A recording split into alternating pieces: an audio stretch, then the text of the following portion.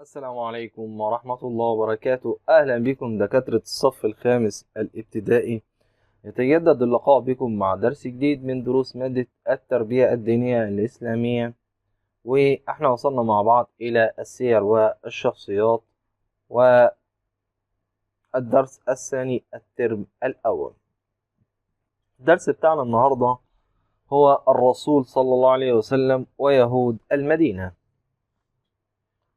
بعد أن آخى صلى الله عليه وسلم بين المهاجرين والأنصار على العدل والتراحم والتعاون، سعى لوضع أسس التعايش في المدينة بين المسلمين وغيرهم من شركاء الوطن، ومنهم يهود المدينة.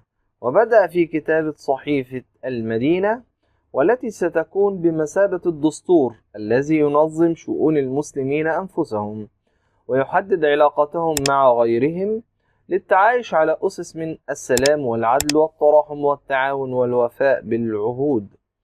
قال صلى الله عليه وسلم: لا تدخلوا الجنة حتى تؤمنوا، ولا تؤمنوا حتى تحابوا، أولا أدلكم على شيء إذا فعلتموه تحاببتم؟ أفشوا السلام بينكم. رواه مسلم. أولا، بعد أن استقر النبي صلى الله عليه وسلم في يثرب، والتي أطلق بعد ذلك عليها المدينة المنورة، آخى بين المهاجرين والأنصار، وبعد ذلك سعى إلى وضع أسس للتعاون والتعايش بين المسلمين وغيرهم من شركاء الوطن. ذلك لأن احنا عارفين أن المدينة المنورة قبل أن يقدم إليها النبي صلى الله عليه وسلم كان يوجد بها العديد من اليهود. فوضع النبي صلى الله عليه وسلم أساس في التعامل على العدل والسلام والتراحم والتعاون والوفاء بالعهود. من يهود المدينة؟ سكنت المدينة المنورة في العهد النبوي 3 قبائل يهودية، هي يهود بني النضير، ويهود بني قريظة، ويهود بني قينقاع، لكل منهم طبيعة خاصة تختلف عن الأخرى. يبقى كان موجود في 3 طوائف من طوائف اليهود في المدينة المنورة، وهم يهود بني النضير، ويهود بني قريظة، ويهود بني قينقاع. بنود الصحيفة. تمت هذه الصحيفة بدار أنس بن مالك رضي الله عنه، وكتبت بين المهاجرين والأنصار، وتضمنت 51 بندا سنتناول بعضها والقيم التي هدفت إليها. بسم الله الرحمن الرحيم. هذا كتاب من محمد صلى الله عليه وسلم النبي بين المؤمنين والمسلمين من قريش ويثرب، ومن تبعهم فلحق بهم وجاهد معهم. 1. المسلمون من قريش والمدينة ومن تبعهم فلحق بهم وجاهد معهم أمة واحدة. طبعا البند الأول ده بيدعو إلى الوحدة وعدم التفرقة. 2. المسلمون جميعا على اختلاف قبائلهم يتكفلون ببعض وينصرون بعضهم فيما بينهم، وينقذون الأسير والضعيف فيهم بالعدل والمعروف. طبعا ده أساس التراحم والتكافل. 3. لا يقتل مؤمنا آخر، ولا ينصر أو يساعد مشركا على أخيه المؤمن. السلام. 4. إن من دخل الإسلام من اليهود له الحقوق نفسها من حماية ومساعدة، ومن وصل دون وقوع أي ظلم عليهم أو تحيز وتميز عنصري ضدهم من باقي المؤمنين، العدل والمساواة. 5.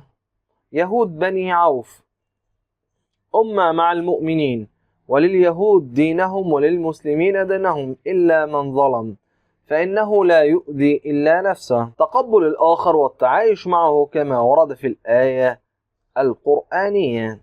قال تعالى: بسم الله الرحمن الرحيم، لكم دينكم ولي دين. صدق الله العظيم. 6. إن على اليهود نفقتهم، وعلى المسلمين نفقتهم، وأن يتعاونوا على حماية أهل هذه الصحيفة والمدينة من أي عدو خارجي، التعاون والحماية المشتركة. 7. إن المدينة مكان آمن لكل أهل هذه الصحيفة، الأمان. 8. للجار حقوق كحقوقك فلا يضار في أهله وماله، حسن الجوار وكف الأذى. والآن بعد أن انتهينا من شرح الدرس وصلنا إلى حل تدريبات الكتاب المدرسي. السؤال الأول بيقول لي نشاط واحد، اختر الإجابة الصحيحة. لماذا أسس رسول الله صلى الله عليه وسلم هذه الصحيفة؟ واحد، للتعايش مع اليهود على أسس السلام والعدل والتعاون والوفاء بالعهود. ب، لعدم التعامل مع غير المسلمين. ج، للخروج من المدينة. طبعا الإجابة الصحيحة لهذا السؤال هو رقم ألف. نشاط رقم 2، صل بين بنود الصحيفة والقيم التي تعبر عنها. المسلمون جميعا على اختلاف قبائلهم يتكفلون ببعض وينصرون بعضهم. طبعا ده هيختار هنا التعاون ولا العدل ولا التكافل ولا السلام والأمن. طبعا الإجابة الصحيحة هنا المقصود به التكافل.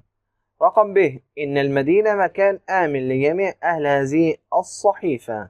طبعا ده هنا بيدل على إيه؟ على السلام والأمن. هنا للجار حقوق كحقوقك، للجار حقوق كحقوقك، طبعا ده بيدل على التعاون. هنا رقم د، لليهود دينهم وللمسلمين دينهم. طبعا هنا ده بيدل على إيه؟ بيدل على العدل. نشاط رقم 3 بيقول لي مما درسته بهذه الصحيفة.